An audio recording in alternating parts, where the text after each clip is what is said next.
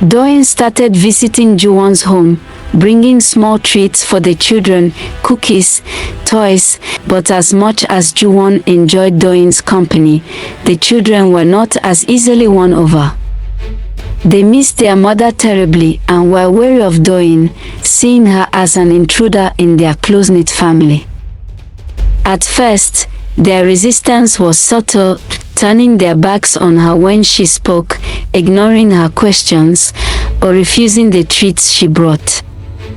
But as time went on, their behavior became more deliberate. One day, when Doyin had come over to visit, Femi decided to play a prank.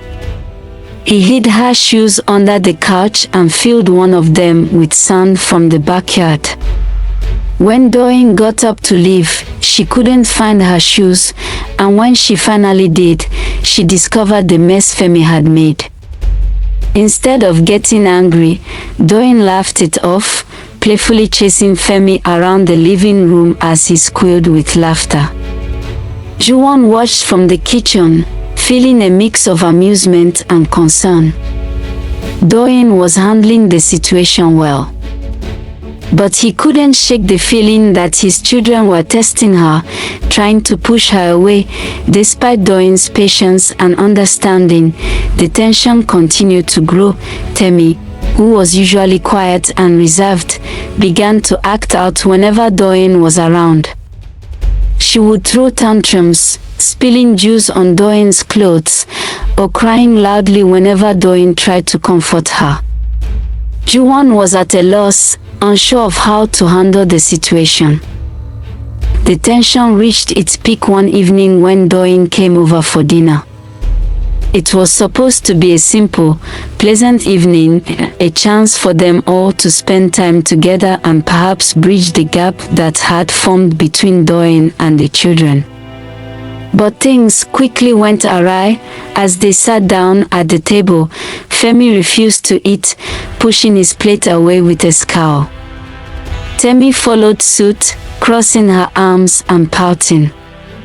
Doyin tried to lighten the mood, telling a funny story about one of her students, but the children remained sullen and unresponsive.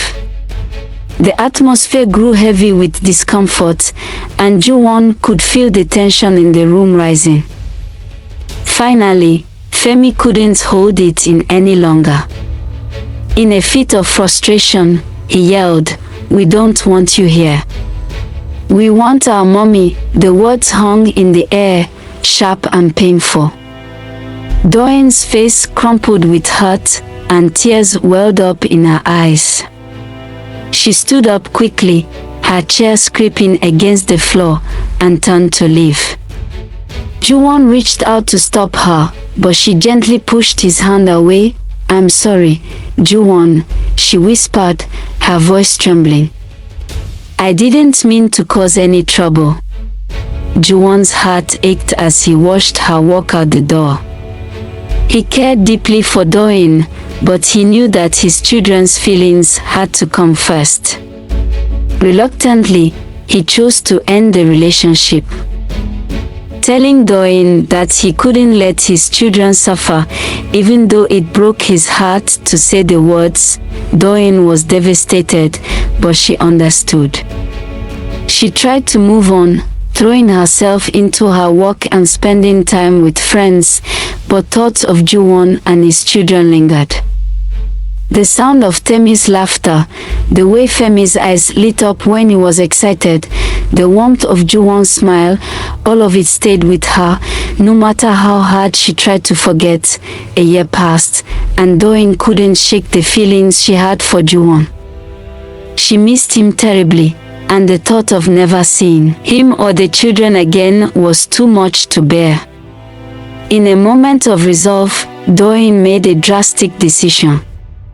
She quit her job at the primary school where she taught and applied for a teaching position at Femi and Temi's school.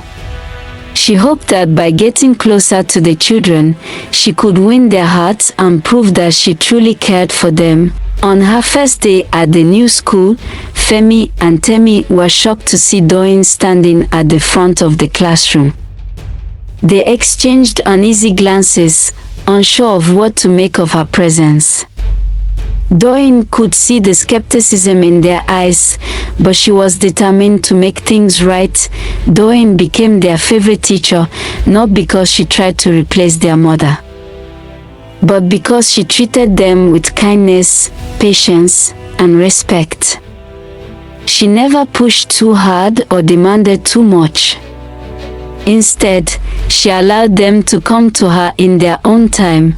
Slowly but surely, Femi and Temi began to see her in a new light, not as a replacement for their mother, but as someone who genuinely cared for them. One day, after school, Femi pulled Temi aside. "Do you think Dad still likes Teacher Doyin?"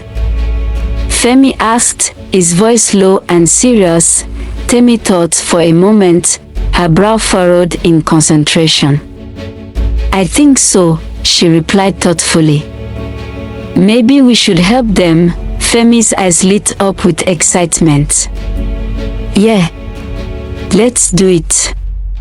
We could set up a date for them," Temi giggled, clapping her hands together.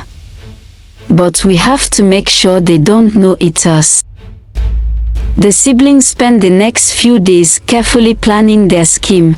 They convinced Juwon that he needed a night out and, after some gentle persuasion, he agreed to go to a nice restaurant downtown. The night of the planned date, Femi and Temi could barely contain their excitement.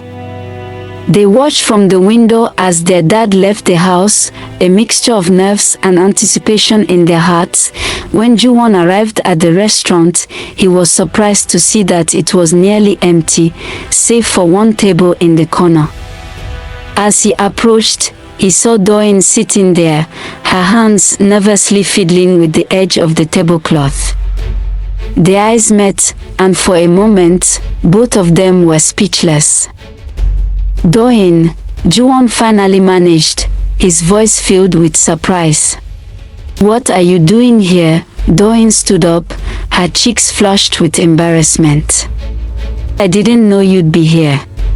Juwon looked around, noticing the absence of other patrons and the subtle smirks on the faces of the restaurant staff.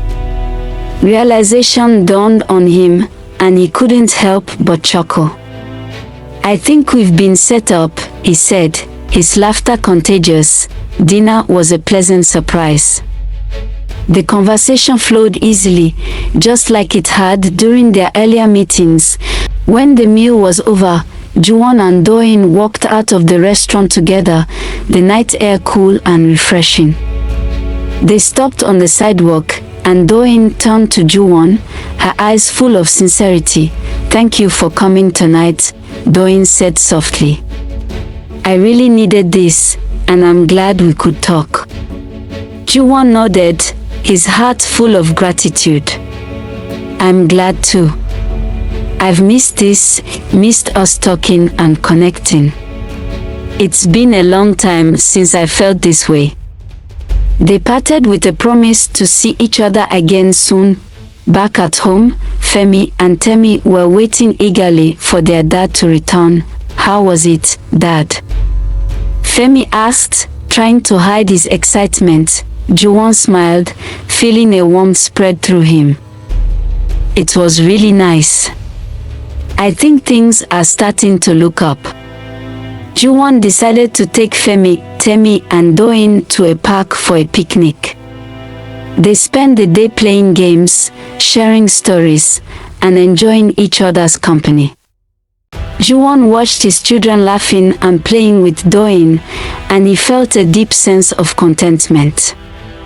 He knew that the road to this moment had been long and difficult, but it had led them to a place where they could all find happiness together.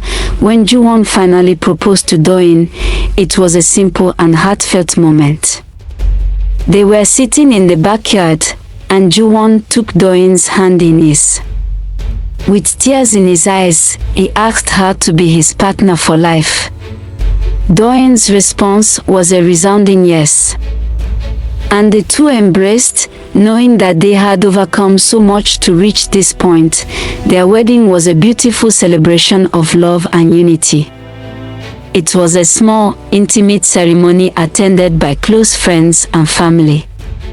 Femi and Temi stood proudly as the flower girl and ring bearer, their smiles radiant as they watched their father and Doyin exchange vows.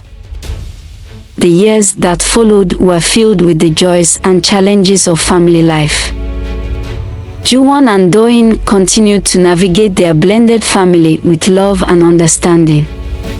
Femi and Temi grew up surrounded by the support of their parents, and they developed a close bond with Doyin, who had become a cherished part of their lives. Juwon looked back on the journey he had taken, from the stormy night of Titi's passing to the day he stood with Doyin at the altar, and felt a deep sense of gratitude. He had faced many trials, but through it all, he had found love and happiness once more. The story of Juwon, Doyin, and their children was a testament to the power of strength, love, and the belief that even in the darkest of times, there is always a chance for a new beginning. They had built a family from the pieces of their past, and together, they faced the future with hope and joy.